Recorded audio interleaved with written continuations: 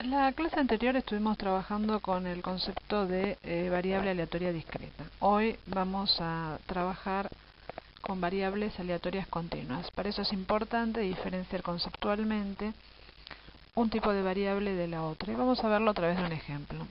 Si a mí me interesa estudiar la temperatura ambiente al mediodía en abril en la ciudad de Buenos Aires, yo podría utilizar un termómetro y obtener una temperatura en ese horario de 19 grados centígrados.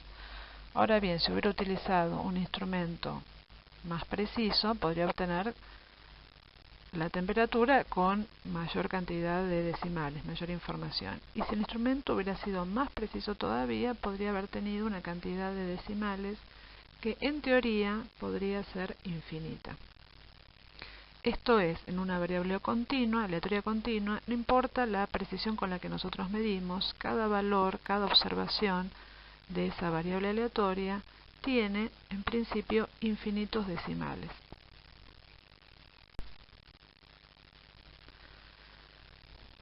Esto nos lleva, entonces, a reforzar el concepto de que en una variable aleatoria continua, entre dos valores cualquiera, entre 19 grados y 20 grados centígrados, hay infinitos valores, entre 19 grados y 19,1 grados hay infinitos valores y así sucesivamente. Por lo tanto, nosotros podríamos deducir que cuando calculamos probabilidades o nos interesa calcular un valor, cuán frecuente va a ser un valor dado, si por ejemplo quisiera saber cuál es la probabilidad de que un día cualquiera de abril la temperatura sea de exactamente 19 grados, 251 y así sucesivamente, incluyendo una cantidad infinita de decimales, esa probabilidad sería nula. Estamos viendo cuán frecuente, cuán esperable es un valor de infinitos valores posibles. ¿Sí?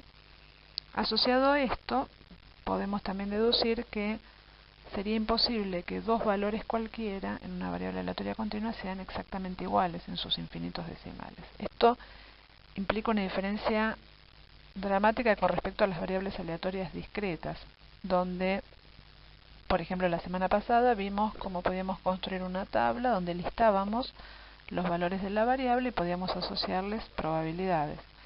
Sin embargo, en este caso, cuando nos referimos a variables aleatorias continuas, es imposible tabularlos. Por empezar, porque los valores de la variable son infinitos, y en segundo término, porque la probabilidad asociada a cada valor individual es nula.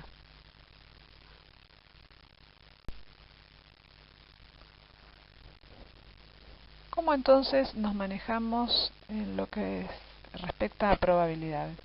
Bueno, vamos a partir de ejemplos conocidos. Acá tienen tres gráficos. El primero de los gráficos es un histograma donde estamos representando datos obtenidos a partir de un muestreo, como podrían ser los datos de densidad de diámetro de la fibra en guanacos. Recordamos que hemos visto un ejemplo de ese estilo, donde a partir de la muestra dividíamos los datos en intervalos y los representábamos gráficamente utilizando la frecuencia relativa, la frecuencia absoluta en el eje de las ordenadas y obviamente la variable en el eje de las abscisas.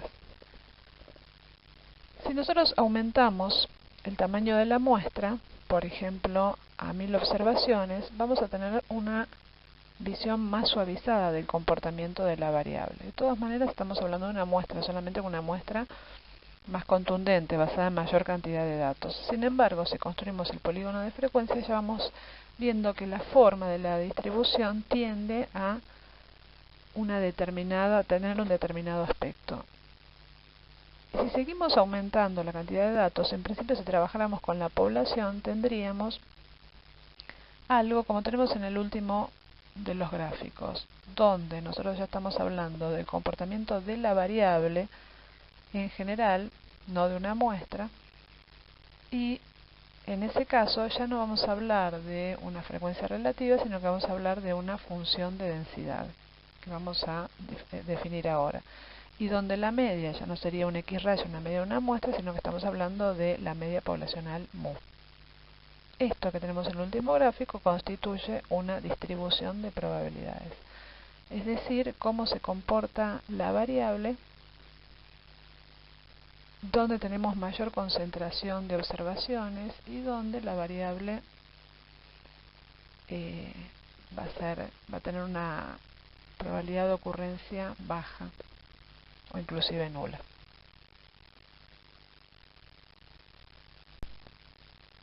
Vamos a definir entonces la función de densidad que aparecía en la diapositiva anterior. La función de densidad, que la vamos a simbolizar como f minúscula de x, es una función que me describe la distribución de probabilidades de una variable aleatoria x. Esto es, la función de densidad va a ser una ecuación, una constante, puede ser, acá tenemos distintos ejemplos, puede ser como en el primer caso, un valor fijo, un valor constante, podría ser como en el segundo caso la ecuación de una recta. En el último caso también tenemos dos ecuaciones, una recta y un rango de valores que es imposible. Básicamente entonces vamos a tener distintas expresiones matemáticas que modelan el comportamiento de la variable y nos van a describir dónde sería más esperable, más probable observar valores de la variable. Una función de densidad debe cumplir con dos requisitos. Una de ellas es que debe ser un número no negativo, es decir, mayor o igual a 0 para cualquier valor de la variable. Y la segunda condición es, así como en una discreta decíamos que la suma de todas las probabilidades debía valer 1, en una variable continua decimos que el área total definida entre la función de densidad y el eje de las x debe valer 1. Es decir, ahí tenemos el 100% de nuestra población.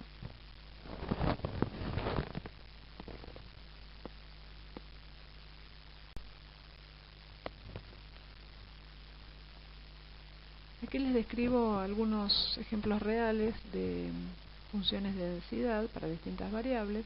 En el primer caso tenemos un modelado de lo que es la masa de las estrellas, expresada como masa de cada estrella en función de la masa solar. Y en el eje de las IES estamos viendo que es la función de densidad. Es importante que se entienda que la función de densidad no es la probabilidad, sino que únicamente es lo que nos está describiendo cómo se va a comportar la curva que describe el comportamiento de la variable. Nos va a dar a cada punto, para cada valor de x, nos va a dar el valor del ordenado al origen, y a partir de allí vamos a poder calcular probabilidades, como vamos a ver en un momento. Pero, por ejemplo, viendo este primer gráfico, podríamos concluir que la mayoría de las estrellas tendrían una masa entre 10 y 30 veces la masa solar, ya que ahí tenemos la mayor concentración de área de esta función de densidad. Por el contrario, valores, por ejemplo, por encima de los 80 serían poco esperables, ¿sí? Entonces, eso es lo que hace la función de densidad, describirnos cómo se aglutinan los valores de la variable. En el segundo ejemplo tenemos también una función de densidad, pero en este caso para modelar el cambio climático, el cambio en grados centígrados pronosticado para la temperatura a nivel global. Entonces podemos ver en este caso la distribución es más simétrica que en el caso anterior. Esto nos estaría diciendo que esperaríamos alrededor de 3 grados centígrados, ya que ahí más o menos se encuentra el centro de la distribución de aumento en la temperatura del planeta, y que, por ejemplo, lo más probable, según esta función, de esta función de densidad, de esta distribución de probabilidades, serían valores entre 2,5 y 3,5 grados centígrados, mientras que, por ejemplo, incrementos por encima de los 5 grados o por debajo de 1 grado centígrado serían muy poco probables. Entonces, en definitiva, podemos tener distintos tipos de funciones de densidad, y estas funciones de densidad nos van a permitir modelar el comportamiento de la variable. Pero es importante remarcar que una función de densidad no es una probabilidad. Muy bien, ¿cómo hacemos entonces para calcular probabilidades? Ya que hemos visto que la probabilidad no es la función de densidad. a un valor dado de la variable. Bueno, lo que dijimos recién es que toda el área definida entre la función de densidad y el eje de las X vale 1. Esto equivaldría a nuestro espacio muestral, ¿sí? A nuestra población. Entonces, la probabilidad de que se dé un determinado rango de valores, ya no una probabilidad puntual, recordemos que no tiene sentido calcular probabilidades para valores dados de la variable, pero sí que se dé un rango de valores, por ejemplo que la variable X tome valores entre A y B, va a ser equivalente, dicha probabilidad, al área, entonces bajo la curva y el eje X. ¿Cómo hacemos matemáticamente para calcular áreas? Si la función de densidad fuera una recta, bueno, podríamos usar geometría para calcular esas áreas, pero para funciones más complejas debemos recurrir a un instrumento más general. Lo que hacemos entonces es utilizar integrales. Vamos a integrar la función de densidad en el rango de valores de interés y eso entonces nos va a arrojar el área, que como dijimos es equivalente a la probabilidad de ocurrencia de ese rango de valores. Formalizando lo que dijimos anteriormente, vamos a decir que dijimos que toda el área bajo la curva vale 1. Bueno, esto implica que la integral entre menos infinito y más infinito de la función de densidad es exactamente igual a 1. Y también podemos deducir que, así como dijimos antes que la probabilidad de que la variable tome un valor determinado es nula, si desconocemos eso y aplicamos el razonamiento que acabamos de ver con integrales, la probabilidad de que la variable x sea exactamente igual a un valor a va a ser la integral bajo un punto, es decir, entre a y a de la función, y eso sabemos que vale 0. Muy bien, vamos a tratar de aplicar lo que hemos visto en una situación concreta. Acá tenemos que mediante un ejemplo que dice que mediante datos históricos suficientes fue posible modelar el tamaño de una partícula contaminante, y esto está expresado en micrones. ¿Qué quiere decir modelar? Quiere decir que se pudo determinar una función de densidad. En este caso la función de densidad, f de x, la ecuación, la fórmula, responde a esta expresión 200 por x a la menos 2, donde x es el tamaño de la partícula, y siendo que x está comprendido entre 100 y 200 micrones. ¿Cómo podemos visualizar esto gráficamente? Bueno, acá tenemos la expresión. Fíjense que la variable va de 100 a 200, la función entonces está definida en ese rango, por fuera de ese rango, entonces la f de x es nula. Y lo que nos está mostrando entonces es el comportamiento de la variable. Vemos que entre 100 y 125 tenemos o esperamos observar mayor cantidad de partículas que, por ejemplo, entre 175 y 200. También podemos inferir que la integral entre 100 y 200 de esta función vale exactamente 1. Gráficamente sería que toda el área comprendida entre la función de densidad y el eje de las X tiene un valor de 1 o de 100%.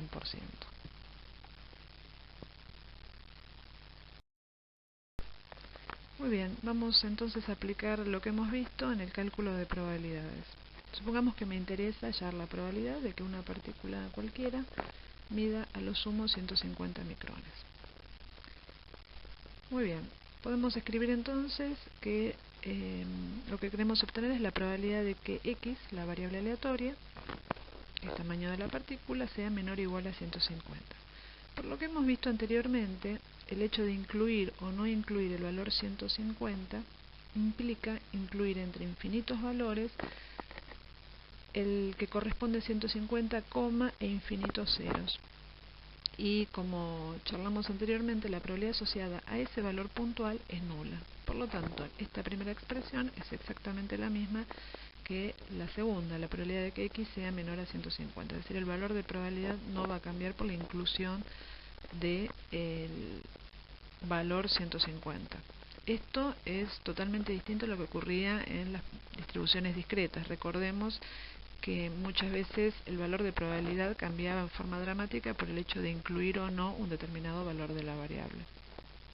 ¿Sí? Así que esta equivalencia es específicamente para variables continuas.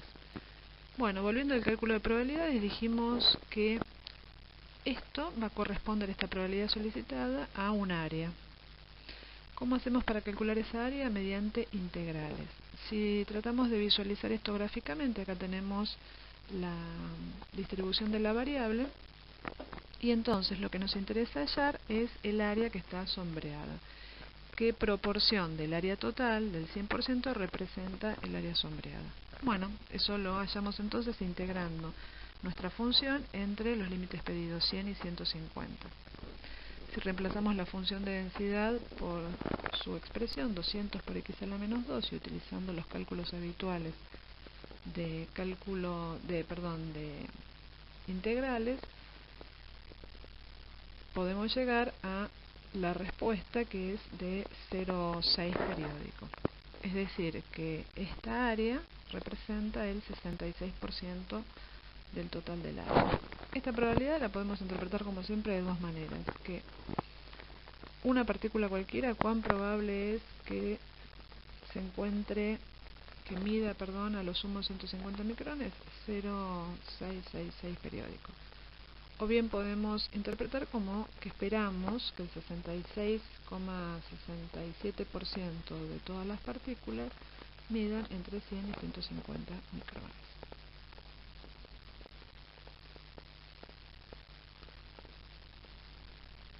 Es decir, como decíamos anteriormente, el área, entonces, en este gráfico de distribución, corresponde a la probabilidad hallada.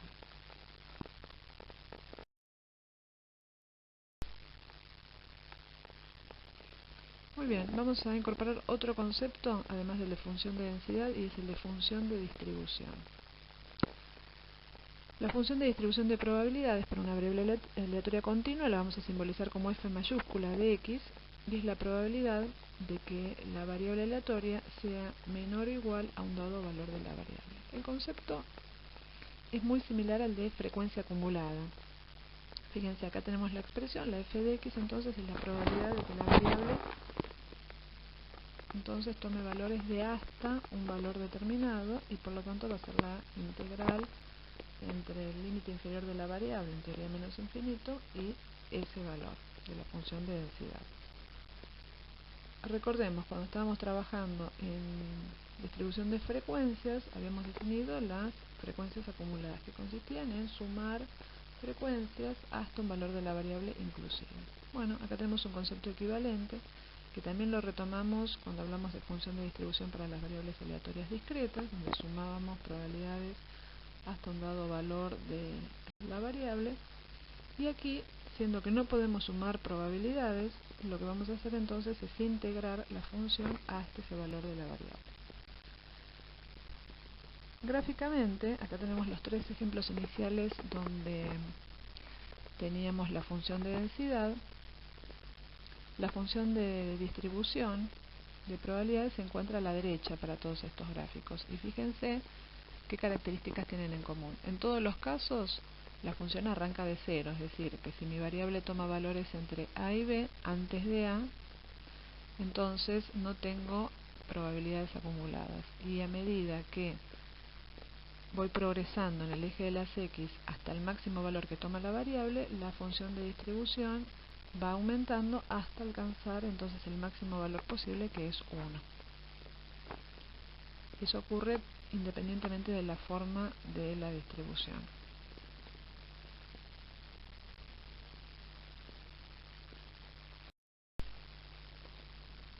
Entonces, podría ser interesante hallar una expresión matemática que me permita calcular la función de distribución para cualquier valor de la variable. ¿Cómo hacemos eso? De nuevo recurriendo al cálculo de integrales. Fíjense, la función de distribución x, entonces la definimos como la probabilidad de que la variable tome valores de hasta un valor x sub 0. En nuestro ejemplo, entonces, eso va a equivaler a la integral entre el límite inferior de la variable, que es 100, y este valor x sub 0 para la función de densidad.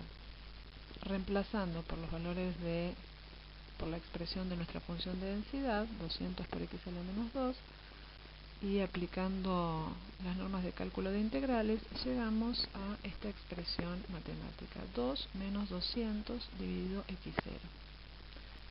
Esto mismo lo hicimos hace un ratito, solamente que en vez de tener una expresión genérica x0 teníamos el valor de 150. Bueno, ahora tenemos un algoritmo universal que nos permite calcular la función de distribución, es decir, la probabilidad de que un valor de la variable sea menor o igual a un valor cualquiera x0 mediante la aplicación de esta fórmula.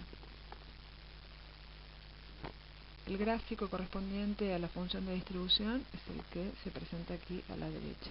Y vemos que la función entonces de distribución va entre 0 y 1. Y el valor de 1 se alcanza para el valor de x de 200. Hace un ratito calculamos la probabilidad entonces de que la variable se encuentre por debajo de 150 y nos había dado este valor. Bueno, gráficamente entonces lo podemos ver de esa manera como un área en la distribución de probabilidades. Pero si usamos el gráfico de función de distribución, lo que estamos viendo no es un área, sino ahora sí estamos interpolando. Si entramos por el valor de x de 150, la lectura en el eje de las ordenadas corresponde a la probabilidad hallada, es decir, 0,66 periódico.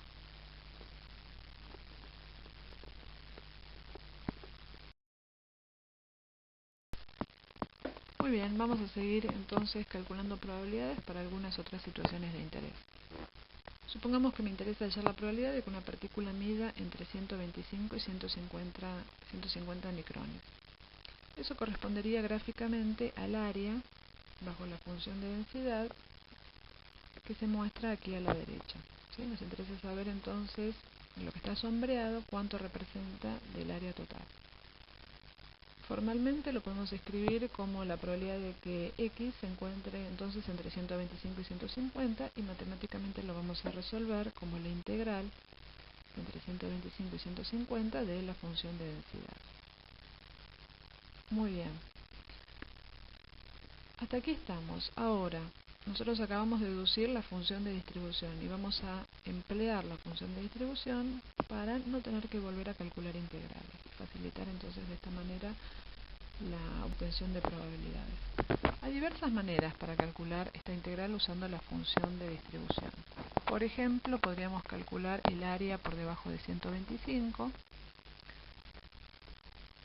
sea, la f de 125. Podríamos calcular el área por encima de 150, que equivaldría a 1 menos la f de 150, sumar esas dos áreas y restárselas a 1.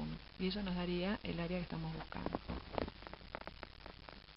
También se pueden ocurrir otras combinaciones, pero la más sencilla es la que se presenta acá. Y esto es calcular el área acumulada hasta 150, esto incluye todos de 100 hasta 150, y a esa área restarle el área acumulada hasta 125, es decir, la función de distribución de 125. La diferencia de estas dos áreas nos daría el área que nosotros estamos buscando. ¿Sí? Esta es la forma más sencilla. Eso es lo que se utilizó en este caso, entonces ahora lo que vamos a hacer es aplicar la fórmula de cálculo de nuestra función de distribución, reemplazando entonces por x sub 0 por 150 y por 125. Lo que nos da un área total de 0,26 con el 6 periódico. Si tratamos de obtener esta probabilidad y disponemos de un gráfico donde tenemos representada la variable y la función de distribución, fíjense que si entramos por 125 y por 150, la ordenada del origen entonces nos va a dar la función de distribución para esos dos valores de la variable. Y la diferencia de esos dos valores en las ordenadas sería entonces la probabilidad buscada. De esta manera entonces vemos cómo calcular un área entre dos valores.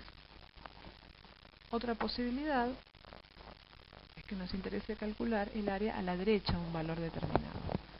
Por ejemplo, se plantea acá hallar la probabilidad de que una partícula mida más de 125 micrones. Eso implica obtener el área que está sombreada en el gráfico, ¿sí? De 125 en adelante. Muy bien, eso podríamos calcularlo entonces mediante la integral entre 125 y el límite superior de la variable, que es 200. de nuestra función de densidad.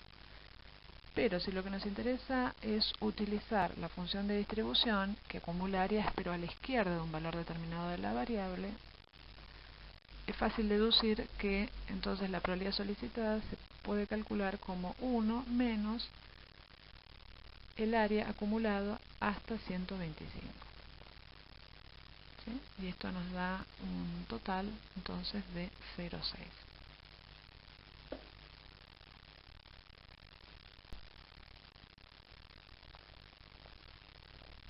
Más allá del cálculo de probabilidades que hemos revisado extensamente, ¿qué otras características se pueden obtener a partir de una función de distribución?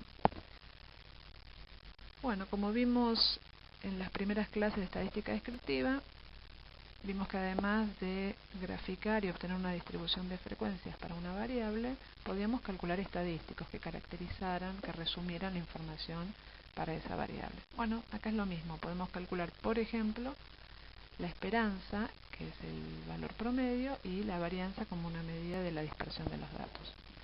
Recordemos cómo lo hacíamos la semana pasada para variables aleatorias discretas. Cuando nos interesaba calcular la esperanza de una variable aleatoria discreta, lo hacíamos como la sumatoria del producto de cada valor de la variable pesado o ponderado por su probabilidad. En el caso de las variables continuas es imposible aplicar esta expresión por lo que ya discutimos, ¿sí? Los valores puntuales, los valores de la variable son infinitos, las probabilidades puntuales son nulas. Entonces, el cálculo se reemplaza, e intuitivamente lo podemos ver, la sumatoria por la integral entre el límite inferior y el superior de la variable. Para hacer extremos podemos poner entre menos infinito y más infinito, de x por la función de densidad. ¿Sí? Entonces esto nos va a dar el centro de masa, el centro de gravedad para una función de densidad de una variable aleatoria continua.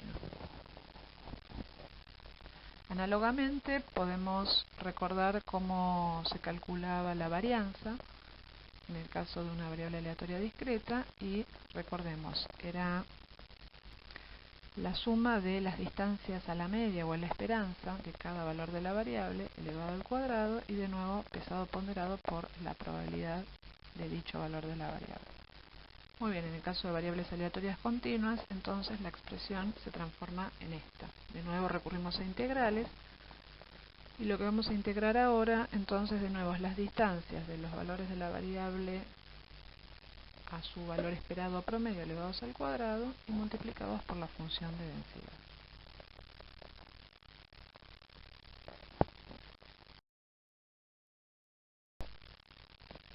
Y vamos a nuestro ejemplo, y la consigna entonces es obtener el valor esperado para una partícula y su variabilidad. Entonces la esperanza la vamos a calcular como la integral entre 100 y 200, que son los límites de la variable, de x por f de x. Reemplazando según los cálculos habituales de integrales, esto nos permite llegar a la expresión final de 138,63, ese es el valor esperado o promedio, y naturalmente va a tener las mismas unidades que la variable, es decir, que va a estar en micrones. Esto es, entonces, ¿cuál sería el tamaño promedio o esperado para una partícula contaminante cuya función de densidad es la que tenemos presentada acá, 138,63 micrones? Análogamente podemos calcular la varianza.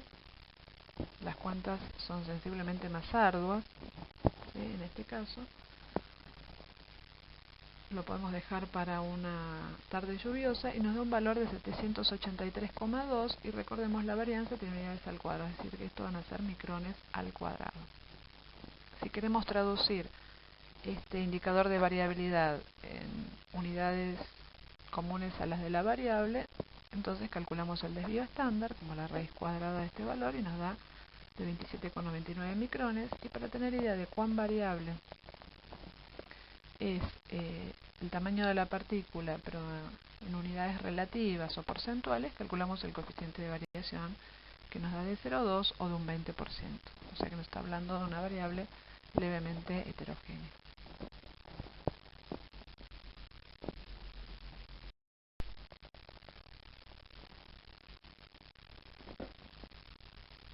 Muy bien.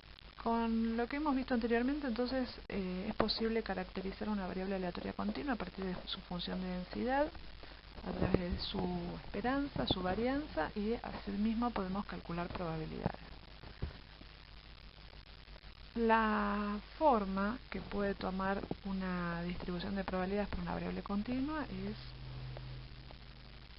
muy variada, y lo que quiero que pensemos un poco a partir de esta ejercitación que les propongo acá es determinar cuál sería la forma de la distribución que nosotros podríamos presuponer en cada una de estas situaciones.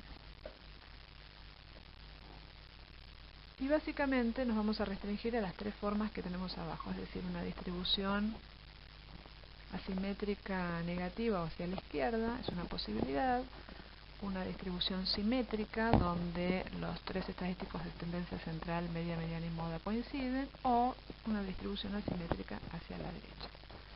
Vamos al primer ejemplo. Diámetro a la altura del pecho de Celtistala.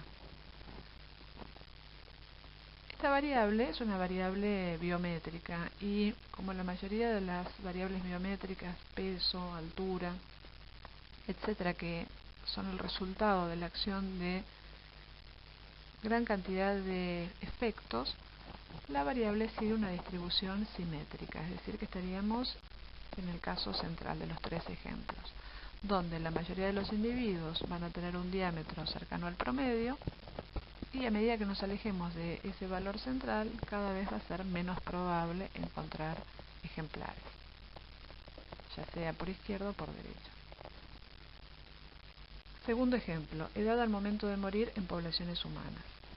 Recordemos, estos gráficos de distribución representan en el eje de las X las variables. Entonces, en el eje de las X vamos a tener la edad al momento de morir de 0 a 100 años, supongamos, de los humanos. ¿Qué esperaríamos? ¿Dónde esperaríamos la mayor concentración de valores? Y a las edades altas. Esto nos llevaría a una distribución asimétrica negativa o a la izquierda, como el primero de los gráficos. ¿Sí? Es decir, que va a ser muy poco probable, muy poco esperable que se produzca un fallecimiento a edades jóvenes, y a medida que la edad se va incrementando vamos a tener mayor concentración de eventos. Tercer ejemplo, concentración de monóxido de carbono en la atmósfera. En general, las concentraciones de contaminantes en un momento dado, es decir, transversal, si yo en un instante determinado mido en distintos puntos los valores de monóxido de carbono, por ejemplo en el área de la ciudad de Buenos Aires, la forma de la distribución es la tercera, es decir, una asimetría positiva o a la derecha. ¿Qué quiere decir esto? Que vamos a tener gran cantidad de puntos, imaginémoslo espacialmente, ¿no? Distintos puntos en la ciudad de Buenos Aires donde la concentración es media, y algunos puntos, no demasiados, donde vamos a tener una gran contaminación, ¿sí? Puntos rojos con altos valores de contaminación. Eso nos define entonces una distribución asimétrica positiva. Cuarto caso, notas de un examen fácil. De nuevo, pensemos en el eje de las X, que nos van a representar las notas desde 1 a 10, y si el examen es fácil, de nuevo la mayor concentración de datos lo esperaríamos en los valores altos de la variable, y esperaríamos tener un área limitada muy pequeña para valores bajos. Eso nos lleva a una simetría hacia la izquierda o negativa.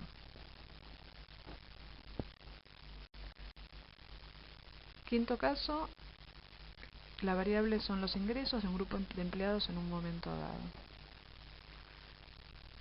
Muy bien, la mayoría de las variables económicas, ingresos, jubilaciones, movimientos, ventas, responden un mismo patrón, y esto es una gran masa de valores bajos o medios, y a medida que va subiendo el monto de los ingresos, es decir, que nos desplazamos hacia la derecha en el eje de las X, vamos a tener menor ocurrencia, ¿sí? Esto nos lleva entonces a una distribución asimétrica positiva.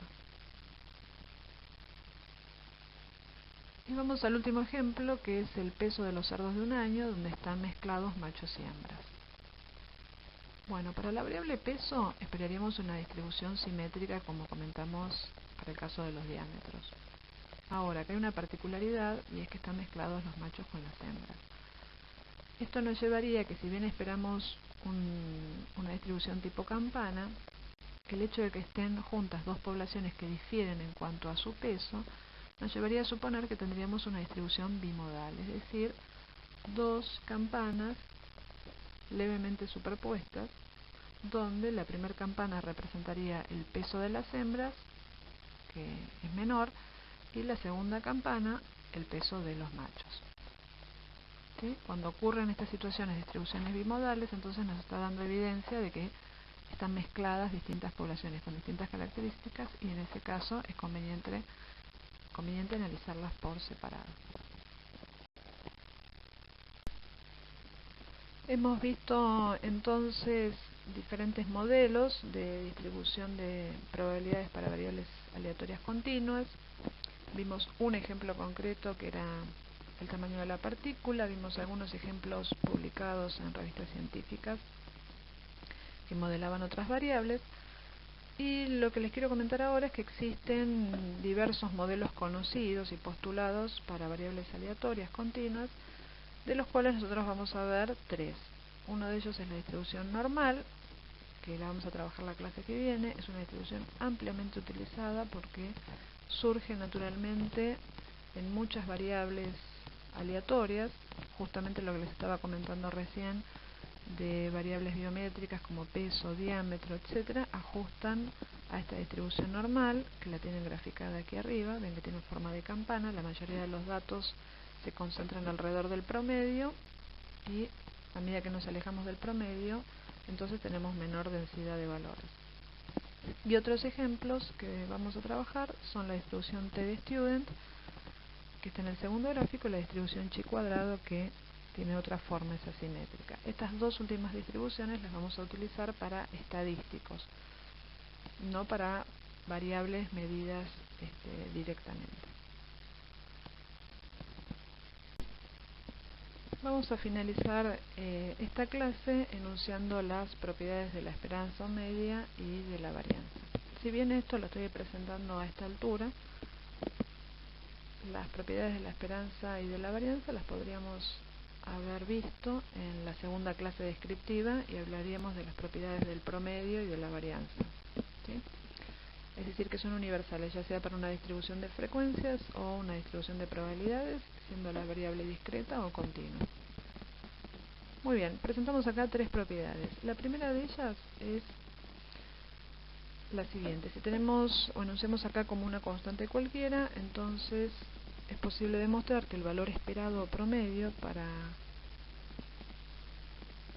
esa constante es justamente la constante, mientras que la varianza de una constante es nula. Si lo tratamos de pensar intuitivamente, supongamos que un alumno se sacó en todos los exámenes la misma nota, tenemos 7 siempre, entonces el valor promedio obviamente va a ser 7, que es la constante, y la pregunta es cuán variable es este alumno en cuanto a su rendimiento, cuál es su varianza. Si siempre se sacó la misma nota, no hay variabilidad, entonces es razonable que la varianza sea nula, valga cero. Esto se puede demostrar matemáticamente. Segunda propiedad: si a cada uno de los valores de una variable aleatoria le sumamos una constante, k, se demuestra entonces que la esperanza de esta nueva variable definida como x más k es igual a la esperanza original de x más dicha constante. Mientras que la variabilidad, medida como la varianza de la nueva variable, no cambia, es decir, que es exactamente la misma que la de la variable original. Vamos a pensarlo intuitivamente. Supongamos que estamos hablando de los ingresos de los empleados de una empresa. Y supongamos que decidimos que el sueldo promedio de los empleados es de 1000 pesos. Y se decide otorgarles a cada uno de los empleados un incremento de 100 pesos, un monto fijo a todos los empleados. Este valor de 100 es la constante que estamos haciendo referencia a nuestras expresiones. Entonces, la pregunta es, ¿cuál va a ser el nuevo sueldo promedio? Obviamente podríamos volver a promediar todos los valores de la variable utilizando la fórmula del promedio, pero lo que estamos viendo a partir de esta propiedad es que el nuevo promedio va a ser igual al promedio inicial, que era de 1000, más la constante, 1100. Ahora bien, ¿qué pasa con la variabilidad? Recordemos que la varianza nos medía las distancias de los datos al valor central. E imaginemos la distribución de los ingresos. Si lo que estoy haciendo yo ahora es mover a esa distribución hacia la derecha en 100 unidades, porque lo que estoy haciendo es incrementando cada uno de los sueldos en 100 pesos, es fácil entender intuitivamente que la variabilidad no debería cambiar, porque la relación entre los individuos y la distancia de estos al sueldo promedio es exactamente la misma, solo que ahora el sueldo promedio es mayor. Bueno, esto lo tenemos expresado entonces en esta propiedad. Bueno, y la tercera de ellas, la tercera propiedad, nos habla de qué es lo que pasa si a cada valor de la variable lo multiplicamos por una constante. Lo que se demuestra es que la nueva esperanza, el nuevo valor esperado promedio de esta variable que surge de multiplicar una variable original por una constante va a ser exactamente igual a la esperanza original multiplicada por la constante, mientras que la varianza no se va a mantener igual como en el caso anterior, sino que va a ser igual a la varianza original multiplicada por la constante al cuadrado. Vamos a tratar de razonarlo de nuevo a partir del ejemplo de los sueldos. Supongamos que ahora, a partir de mis ingresos promedio de 1000 pesos, lo que tenemos es que se decide aplicar un incremento del 10% a cada uno de los empleados de sus ingresos. Muy bien. Es decir, que cada sueldo va a ser, el nuevo sueldo va a resultar de multiplicar el sueldo original por una constante que sería de 1.10. ¿Sí? De esta manera, el que cobraba 2000 pesos va a pasar a cobrar 2200 pesos. Y el que cobraba 500 pesos va a pasar a cobrar 550 pesos. Es decir, que la magnitud del monto no va a ser la misma para todos los empleados, ya que como estamos viendo es porcentual. Muy bien, si el nuevo monto, si el promedio original de los ingresos era de 1000 pesos y estamos incrementando en un 10%, lo que nos dice esta primera expresión es que el nuevo sueldo promedio va a ser de 1100 pesos, ¿sí? Lo cual es razonable. Ahora, ¿qué pasa con la variabilidad en los ingresos? Hemos dicho que no se mantiene, y esto también es fácil de entender, porque al no aplicarse el mismo monto en valor absoluto a todos los empleados, estamos viendo que el que cobraba 500 va a haber incrementado sus ingresos solamente en 50 pesos, el que cobraba 2000 en 200. ¿Qué va a hacer esto? Que la dispersión de los individuos sea mayor. La dispersión de los ingresos va a ser más alta. ¿Cuánto más alta? Bueno, lo que estamos expresando acá es que la varianza original tiene que ser multiplicada por la constante, que en este caso sería 1.1 elevada al cuadrado.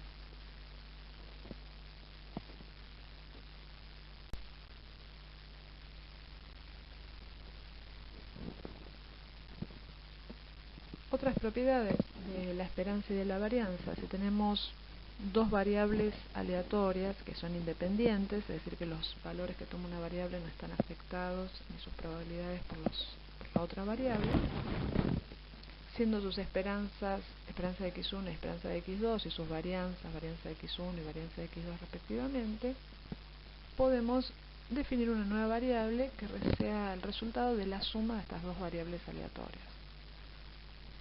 La vamos a llamar x1 más x2. Bueno, lo que se demuestra es que la esperanza de esta nueva variable, esta variable suma, no es más que la suma de las esperanzas de las variables individuales. Mientras que la varianza de esta nueva variable suma resulta de la suma de las varianzas individuales. Atención, acá estamos sumando varianzas, que no es lo mismo que decir que el desvío de la suma de dos variables va a ser la suma de los desvíos, ¿sí? La potencia no es distributiva con respecto a la suma, es decir que cuando combinamos dos variables sumamos sus dos promedios de esperanzas y sumamos sus dos varianzas. Si queremos calcular el desvío, aplicamos raíz cuadrada a la suma de varianzas. Si la operación entre las dos variables no es la suma, sino es la resta, es decir, definimos una nueva variable aleatoria como la diferencia entre dos variables x1 y x2, es razonable suponer que la esperanza de esta nueva variable va a ser la diferencia de las dos esperanzas, la esperanza de x1 menos la esperanza de x2. Ahora, ¿qué pasa con la varianza? ¿Va a ser la resta de las dos varianzas? No.